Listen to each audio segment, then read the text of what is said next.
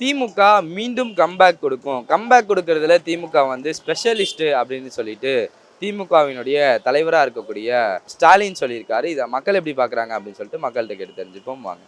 மறுபடியும் நிச்சயமாக வரும். எங்களுக்கு இருக்குது உண்மையாக திமுக திருப்பின மறுபடியும் வர்றதுக்கு வாய்ப்பு இருக்குது. எங்களுக்கு நம்புகிறோம் அவங்க தான் வரணும்.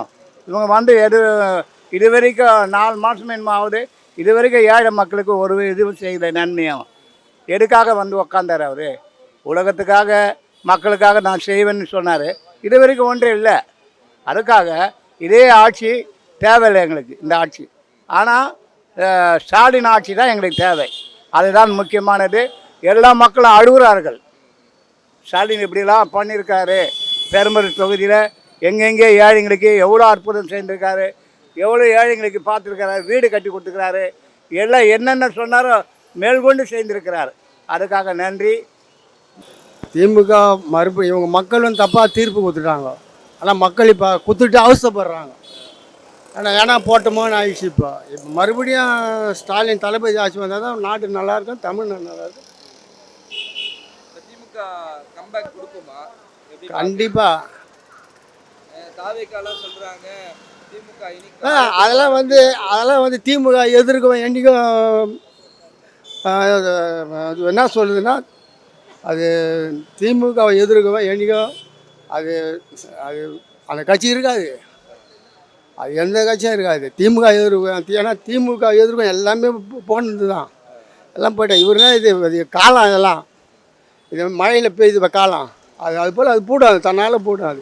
திமுக இன்னும் நினச்சி நிற்கும். பட் மக்கள் கையில் தான் இருக்குது. எதாப்படுத்து மக்கள் வந்து பைத்தியக்காரத்தனமான முடிவுகளை எடுக்கிறாங்க. அதனால் எதுவும் கருத்து சொல்கிற மாதிரி இல்லை. மக்கள் தான் டிசைட் பண்ணோம். நம்மளாம் ஒன்றும் பண்ண முடியாது. ஸ்டாலின் சொல்கிற மாதிரி திமுக மீண்டும் கம்பேக் கொடுத்துச்சுன்னா எந்த அளவுக்கு திமுக செயல்படும்?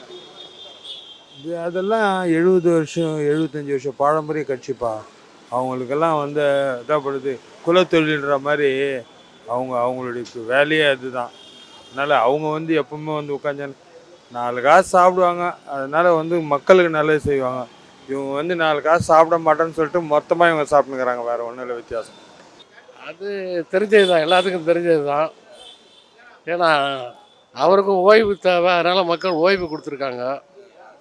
கம்பேக் திரும்ப வருவார், நல்ல முறையில் செய்வார், நம்பிக்கை இருக்குது. அவரளவுக்கு யாராலையும் செய்ய முடியாது. ஏன்னா அது எதிர்பார்த்த அளவுக்கு இல்லை.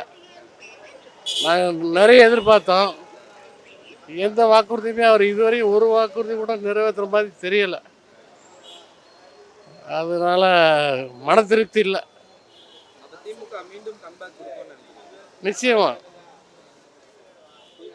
நிச்சயமா அதை விட்ட வேறு வழி இல்லை. ஏன்னா அரசியல் தெரிஞ்சவங்க அவங்க தான். அரசியல் அவங்களுக்கு தான் தெரியும். அதனால் அவங்க தான் திரும்ப வரணும். எப்படி பார்க்கலான்னா, திமுக தான் கம்பேக்கு. அப்படி எப்படின்னா சொன்னதை கரெக்டாக பண்ணுவாங்க. ஒன்றும் சொல்கிறதுனா செய்கிறாங்க. கம்பேக் கொடுக்குறவங்க அவங்கள தவிர வேறு யாருமே கிடையாது. இன்னொன்று சொல்லணும்னா, நாட்டு மக்களுக்கு வந்து ஒரு சின்ன வேண்டுகோள் என்னதுன்னா, விலைவாசினா எங்கேயோ போயிடுச்சு. இப்போ மக்கள்கிட்ட காசு பணம் இருக்கோ இல்லையோ, சாப்பிட்றதுக்கு உணவுக்கு காசு இல்லை. இப்போ சர்க்கரை ரேட்டை கேட்டிங்களா? கிலோ 80 ரூபாய்க்கு விற்கிது. அரிசி 80 ரூபாய்க்கு விற்கிது. கம்பேக்கு எப்படி என்ன சொன்னார்? நான் வந்தால் ஒன்றும் இல்லாமல் ஆக்கிடுவேன், விலைவாசி எப்பெல்லாம் கம்மி பண்ணிடுவேன். யார் கம்பேக் கொடுத்தா? ஸ்டாலின் மாதிரி யாரும் கம்பேக் கொடுக்க முடியாது. அவர் சிறந்த மனுஷன். அவர் சொன்னது செஞ்சார். இப்போ ஜெயிச்சா 2000 ரூபா தந்துருப்பார். அவர் கொடுத்தது தானே 2000 ரூபா கொடுத்துட்ருக்காரு. அவர் கம்பேக் கொடுக்கல. 1000 ரூபா ஸ்டாலின் கொடுத்து 1000 ரூபா தானே இவர் கொடுத்துட்ருக்காரு. கம்பேக்னு என்ன அர்த்தம்? அவரோட ஜாஸ்தியாக கொடுத்தானே கம்பேக்னு அர்த்தம். எப்போவுமே திமுக வந்து கம்பேக் கொடுக்கறதுல பெஸ்ட்டு தான். அதே தான் தலைவர் சொல்லியிருக்காரு. திமுகவை பொறுத்த வரைக்கும் நாடாளுமன்ற தேர்தலையும் சரி, சட்டமன்ற தேர்தலையும் சரி, ஒரே ஒரு உறுப்பினர்லாம் இருந்திருக்காங்க. வெறும் ஒரே ஒரு உறுப்பினர் தான் திமுகவுக்கு. அந்த மாதிரிலாம் இருந்து அதெல்லாம் மீண்டு ஆட்சி சேர்ந்த ஆட்சி தான் திமுக. நாடாளுமன்ற எலெக்ஷனில் கூட நீங்கள் பார்த்தீங்கன்னா ஒரே ஒரு உறுப்பினர் தான் இருந்தாங்க. அதையும் மீட்டெடுத்து 40க்கு 40 மீட்டெடுத்தவர் தான் திமுக. ஆனால் திமுக வந்து நம்ம அப்படி குறைச்சலாம் மதிப்பிட முடியாது. எப்போவுமே வந்து திமுக வந்து எல்லா கட்சிகளுக்கும் ஒரு ரோல் மாடலாக இருக்கக்கூடிய கட்சி தான் திமுக. கம்பேக் ஆமாம் உண்மைதான். நாங்கள் தோத்தலாம் போல. அதாவது இதோட ஒரே ஒரு எம்எல்ஏ வச்சு 5 வருஷம் ஆண்டோம் கட்சி நடத்தணும். ஒரே ஒரு பரிதியண்ணன் மட்டும்தான், தலைவரும் பரிதியண்ணன் மட்டும்தான் கெலிச்சாங்க அந்த டைமுக்கு. தலைவர் என்ன பண்ணிட்டாரு, போக மாட்டார் சட்டமன்றத்துக்கு. பரிதியண்ணன் ஒண்டி தான் போனார். அந்த டைமுக்கு 5 வருஷம் நான் சட்டமன்றத்தில் போய் போராடி பண்ணியிருந்தோம். இப்போ 59 பேர் இருக்கிறோம். புரியுங்களா? இவங்கெல்லாம் ஒரு பெரிய இதுவே கிடையாது. இது ஒரு பெரிய எங்களுக்கு இழப்பும் கிடையாது. ஏன்னா நாங்கள் பார்க்காத இழப்பும் கிடையாது, நாங்கள் சந்திக்காத இதுவும் கிடையாது, நாங்கள் சந்திக்காத தோல்வியும் கிடையாது, பார்க்காத இதுவும் கிடையாது நம்ம. அதனால் திமுகவுக்கு இதெல்லாம் ஒரு இழப்பே கிடையாது. வந்தால் நல்லது தான் இருக்கும். ஏன்னா இந்த ஆட்சியில் எப்படி இருக்குன்னு சரியாக புரியல, அதுதான், வேறு எதுவும் இல்லை. திமுக மீண்டும் கம்பேக் கொடுக்கும்னு நினைக்கிறீங்களா? அவர் நல்லா இருந்தால் கம்பேக் கொடுக்கும், அவர் இருக்கணும் மைண்ட். அது வந்து அவங்க ஹிஸ்ட்ரி இருக்குல்லப்பா, மற்ற கட்சிகளுக்கெல்லாம் அந்த ஹிஸ்ட்ரி கிடையாது. ஒன்றும் இல்லை, உதாரணத்துக்கு நம்ம ஏடிஎம்கே எடுத்துக்கோங்களேன். அவங்க கொஞ்சம் தோத்த உடனே என்ன பண்ண ஆரம்பித்தாங்க, உடனே எல்லாருமே அந்த கூண்டோட கைலாசம் ஆனாங்கல்ல. இந்த மாதிரி திமுகவில் நடக்குதா?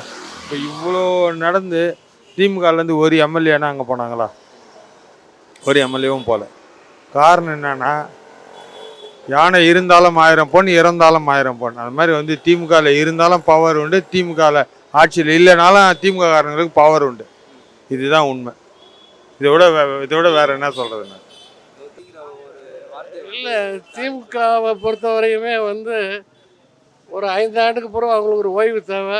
அதை மக்கள் கொடுத்துக்கிட்டே இருக்கிறாங்க. 5 ஆண்டுக்கு பிறகு ஒரு ஓய்வு தேவை.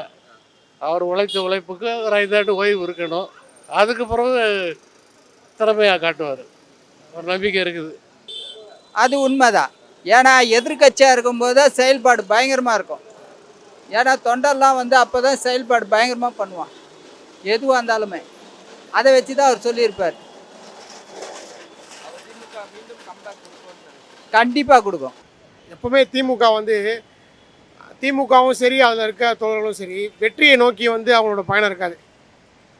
அவங்க தோத்தாலுமே அவங்க ஜெயிச்ச மாதிரி தான் அவங்க இருப்பாங்க. ஜெயிச்சா மக்கள் ஆட்சி, ஜெயிக்கலையா மக்களுக்கான ஆட்சி. திமுக மறுபடியும் இவங்க மக்கள் வந்து தப்பாக தீர்ப்பு கொடுத்துட்டாங்க. ஆனால் மக்கள் இப்போ குத்துட்டு அவசரப்படுறாங்க.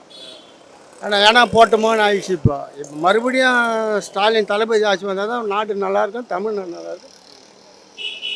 திமுக கம்பேக் கொடுக்குமா? கண்டிப்பாக. தாவேக்காலாம் சொல்றாங்க திமுக அதெல்லாம் வந்து திமுக எதிர்க்கும் என்றைக்கும் அது என்ன சொல்லுதுன்னா, அது திமுகவை எதிர்க்கும் என்றைக்கும் அது அது அந்த கட்சி இருக்காது, அது எந்த கட்சியும் இருக்காது. திமுக எதிர்க்கும். ஏன்னா திமுக எதிர்க்கும் எல்லாமே போனது தான், எல்லாம் போயிட்டேன். இவருனா இது காலம், இதெல்லாம் இது மழையில் பெய்யுது காலம், அது போல் அது போடாது, தன்னால் போடாது. திமுக இன்னும் நினச்சி நிற்கும்.